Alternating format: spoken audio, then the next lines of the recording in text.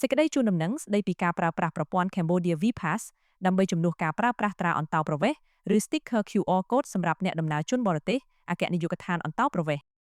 មានកិត្តិយសសូមជម្រាបជូនដំណឹងដល់ស្ថានតំណាងបរទេសប្រចាំព្រះរាជាណាចក្រកម្ពុជាជនបរទេសនិងសាធារណជនទាំងអស់មេត្តាជ្រាបថាដើម្បីចូលរួមអនុវត្តគោលនយោបាយអភិវឌ្ឍសេដ្ឋកិច្ចសង្គម Digital និងយុទ្ធសាស្ត្របញ្ចកោណដំណាក់កាលទី1របស់រាជរដ្ឋាភិបាលកម្ពុជានីតិកាលទី7នៃរដ្ឋសភាអគ្គនាយកដ្ឋានអន្តោប្រវេសន៍សូមជូនដំណឹងអំពីការបន្តដាក់ឲ្យអនុវត្តសាកល្បងប្រព័ន្ធ Cambodia VPass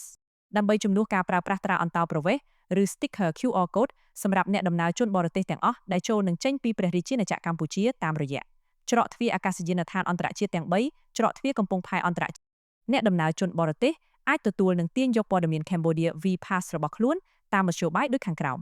1. តាមរយៈសារអេឡិចត្រូនិក 2. តាមគេហទំព័រផ្លូវការ Cambodia e-Arrival iata@arrival.gov.kh តាមកម្មវិធីទូរស័ព្ទដៃ Cambodia e-Arrival អាស្រ័យហេតុនេះសូមសាធារណជនមេត្តាជ្រាបជាព័ត៌មាន